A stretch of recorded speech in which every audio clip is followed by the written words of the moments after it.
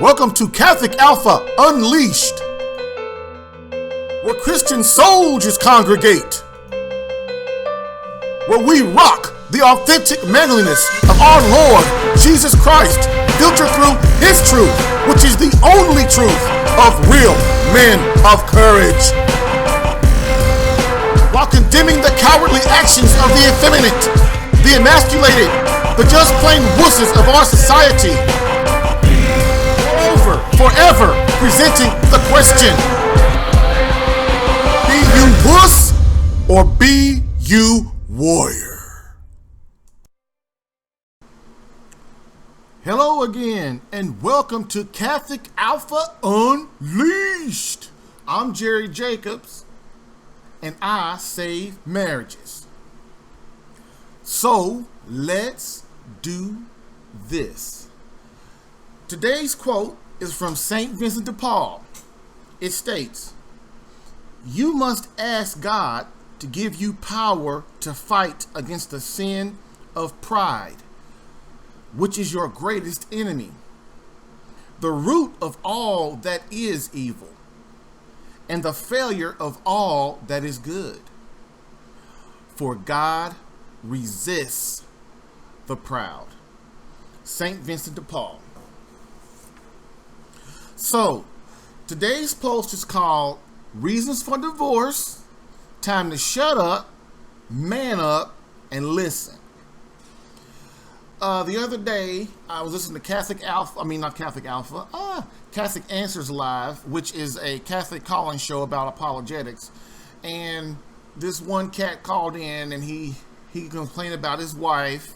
Of course, we're always complaining about our wives. We'll never look at ourselves. But anyway, what she was doing was messed up.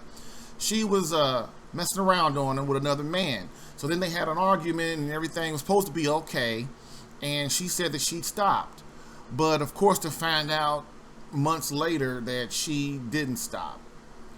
And so my question is, why would a wife do that? Why would a wife do this? I mean, why would she go out? She's got a husband at home. She's probably got kids. I mean, what would possess her to go out and give herself away like that? There are two main reasons. There are more than two, a lot more, but these are kind of like the top two, the most important. One is she's sexually unfulfilled. Now, a lot of you going to look at me and go, of course, he's on the sex, but I'm telling you, women, they require sex just as much as we do. But that's for another post. We're not going to get into that on this one. I'm going to do that another time. It's coming up soon. Which is this post, though, which is the subject of this post. Number two is that she's neglected through poor virtue and poor character, mainly manifesting itself through the sin of pride. Now that's a little complicated. It's not complicated at all when you understand, but basically to make it more, to make things more explainable, I created 8 men that are doing things wrong, and I call them the not so magnificent 8.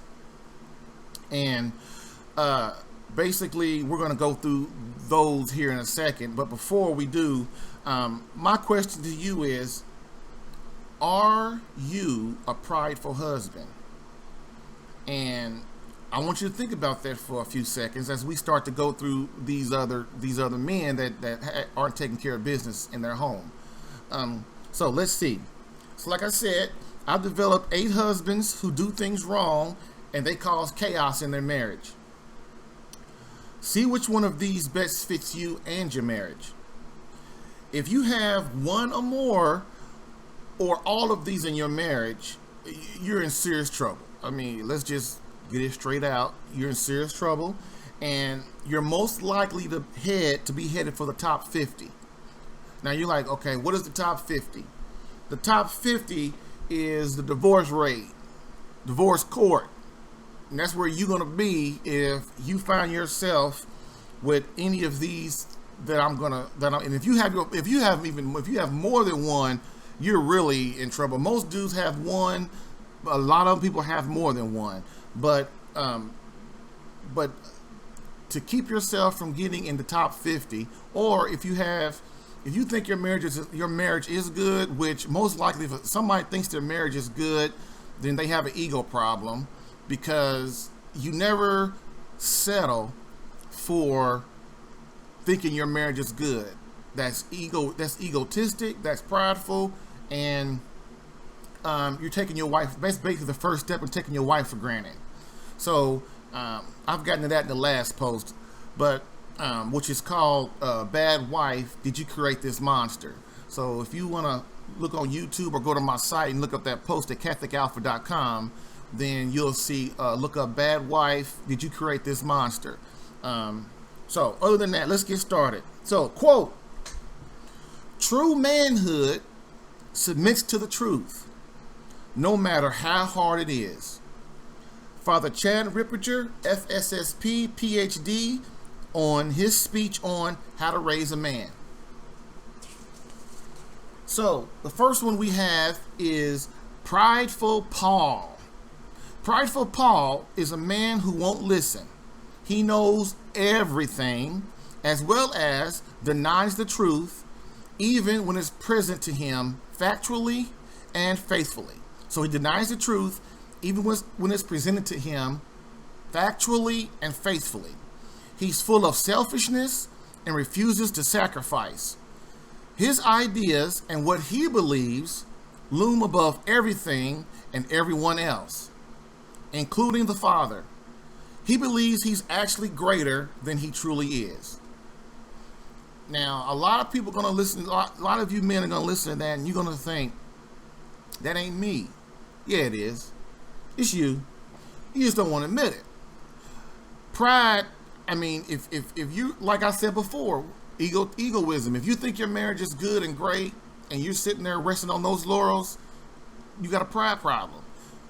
And you have an ego problem. So Prideful Paul, he is the beginning stages of the rest of the seven.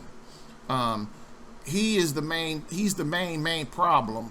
But some men and some husbands, what they do is they don't have Prideful Paul that deep, but the other ones are derivatives of Prideful Paul that are smaller versions, but lead to the biggest egotistical and prideful. So number 2 is No Plan Dan. No Plan Dan, the man with no plan.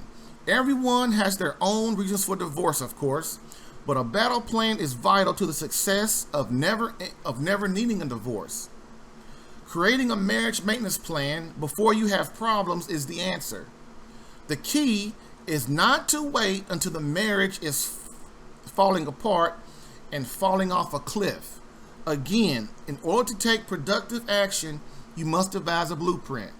Now, what I mean by devise No Plan Dan is most husbands, they go through life, especially if you don't believe in God. I mean, you got a serious problem, but that's probably the more in-depth problems that you got more big of a problem than these right here.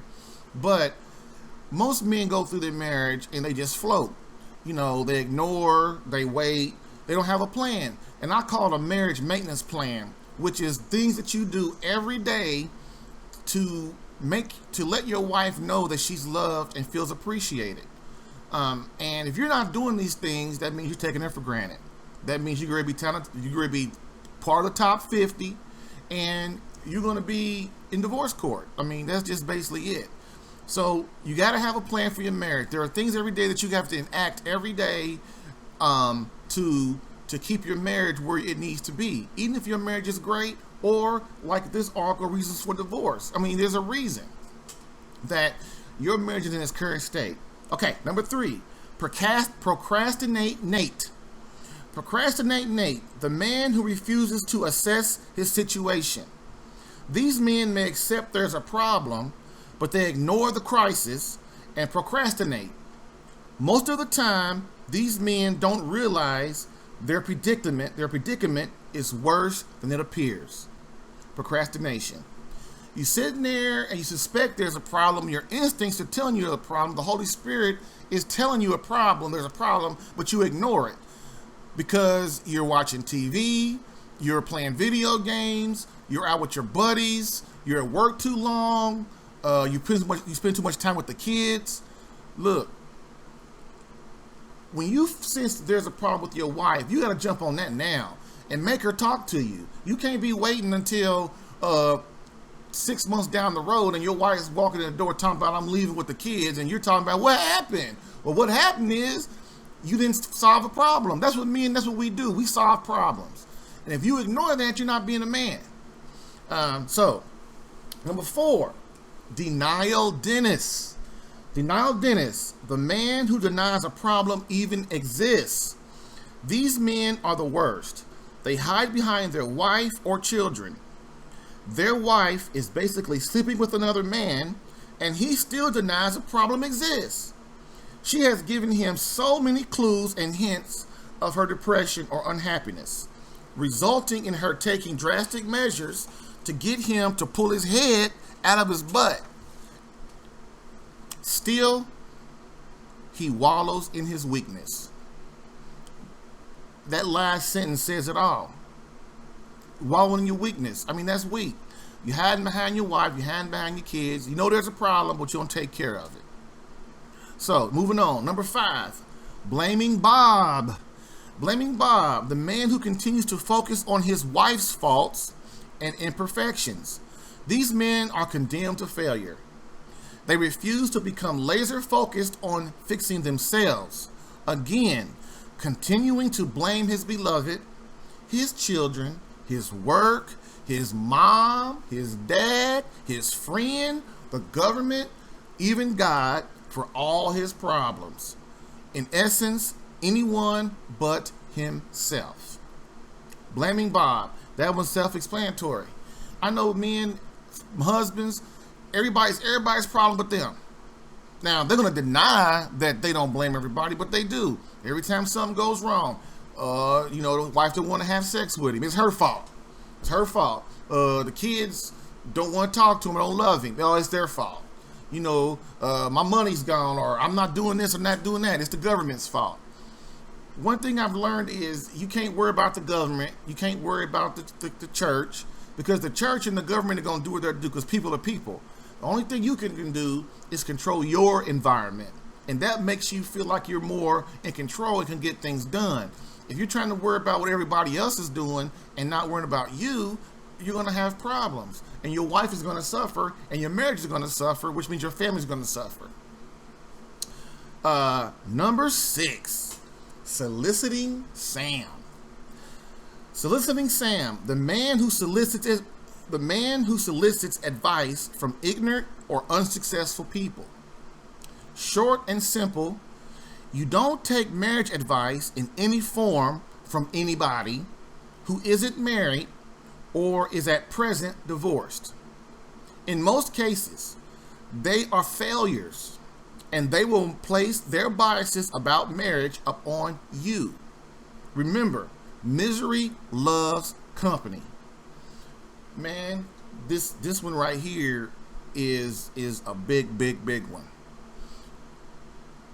You have problems in your marriage, you're failing as a husband, and then you go out and talk to some psychiatrist or some psychologist or some friend or some family member, and they divorced.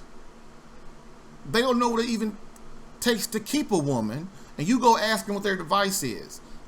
They're losers, man. You can't put your happiness and your marriage on jeopardy with talking to people that aren't married. And that might sound cruel, but we're at Catholic Alpha, we don't care about cruelness, we're about directness. We don't care about nice, we're about directness. Because for over 50, 60 years, everybody goes along with, we don't want to hurt everybody's feelings, or we don't want to hurt nobody's feelings. We want to love everybody. Well, love is telling your friend and you're telling you the truth. Now, that's what love is. Now, if you don't understand that, then you got a warped sense of what love means and what relationships are about. But saying it again, soliciting Sam, he's a husband that goes out and gets advice from people that don't know nothing. What you have to do is find a man that has a wife that they're in a marriage where they're deep into the faith, You know, they're going to church and mass every week. You know, their wife is happy. Their wife says good things about them. Their wife is always building them up, you know, supporting them. He's supporting his wife. They love each other. And, you know, of course, nobody's family is going to be perfect, but that's not the point. The point is they have the right ingredient and they're striving for perfection. Because this life is a journey, which I hope you know that. But remember, life does end. Okay, you can't mess around forever because you will be going to hell or heaven or purgatory. You better pick one and start striving for that. Don't think the 4 last things don't mean nothing, because the 4 last things do. Judgment, heaven, hell, dude. Death, judgment, hey, that's what it's about. So, next one, number 7, Distracted Mac. Distracted Mac. The man who fails to remove most of or all distractions in order to become laser focused on his beloved. Sacrifice, sacrifice, sacrifice. These men refuse to give up or deny themselves current pleasures or desires. For example, friends, television, other women. Their beloved is screaming for their soulmate, who in fact refuses to hear them. Can there exist any more of a coward on this earth? Distracted Mac. Well, Father Rippinger, who I really listen to, he calls this is Distracted Mac is basically effeminacy.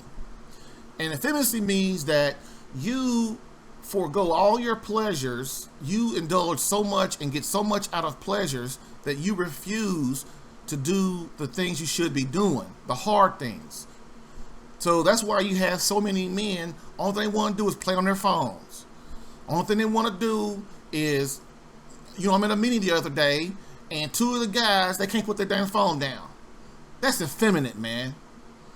That means you are a slave to your phone. You know, then I know men, all they do is watch, you know, sports, and they go out and act a fool in front of a sporting event. Or they're playing video games all the time. You know, everything in moderation. But, you know, you're supposed to be out spending time with your wife and becoming one flesh with your wife, and you trying to think of everything you can to be away from her. Why do you think you having problems? I mean, dude, one flesh. I mean, that's what it's about. And effeminate, if you don't want to stop doing if your whole life is full of doing pleasurable things, and you do nothing hard or nothing uncomfortable, you're effeminate. That means you can't stop doing it. You can't sacrifice or suffer anything that's unpleasurable. You cannot get to heaven being effeminate. You can't get to heaven being emasculated. Okay, number 8, and last of all, Godless Gary. Godless Gary, the man who refuses to enact obedience to the Father and insert him smack dab in the middle of his holy union. Again, these men are doomed to failure. The holy sacrament of marriage takes 3. These men don't even realize they're miserable. Evil has engulfed their marriage by proof of constant problems, trials, and tribulations that inflict punishment on their marriage and family daily. This is what I was talking about at the beginning in the introduction. Godless Gary. See, with men, we think we can do it all. We think we don't need nobody's help. We think that, you know, in order to make all this money, that we don't need nobody's help. Like, it kills me how these people, like their parents have a successful business or something, or I know a barbecue rib joint, and man, this was some good barbecue, man. I'm not gonna lie. People will come from all over to go to this. Now, this barbecue restaurant was in the hood. So, but it didn't matter. People were coming from all over, from states away to go to this barbecue place. Matter of fact, they had a barbecue sauce that Las Vegas wanted to pump up in Las Vegas to sell the barbecue sauce throughout Las Vegas and all the casinos and stuff. Well, guess what? The parents and the father got old, and he you know, basically he didn't really, I guess he really didn't train his sons right, or his daughters, because no one wanted to take over that business. And once the father retired and then he passed away, I mean, the business just failed. And that's the problem. I mean, when you have, you have your people have a business and then the kids don't take it over or they screw it up. But that's why you need God. I mean, you can't do anything on your own. And what they don't do is they want to do, I want to make my life on my own. Well, your life is not your own. Your life belongs to God and the people who love you. See, that's another thing that breeds selfishness in marriage, especially in marriage throughout the world today. Well, this country anyway, in the United States. I mean, everybody's selfish about themselves. They're just about themselves. They only consider themselves. And when you're like that, you can't have a great marriage. You can't have anything great in your life. So, Godless Gary, you need the Father. My point to that story and to this is, you need the Father, man. It takes three. And your marriage is number one, and you need to cultivate that. And that means putting yourself last. Your wife first, God first, yourself, your wife second, your marriage, and your kids third, and you last. That's how it goes. That's what's called serving. That's why God left you at the head of the household, because you got a helpmate, which is your wife, and her job is to help you do your job, which is everything else. So you're supposed to be serving, not be dictating to everybody what they're supposed to be doing. So that's it for today. I hope my question to you is, so which one of the not so magnificent 8 are you a part of? Is it Godless Gary? Is it Paul, Prideful Paul? Is it Distracted Mac? Is it one of the other 8?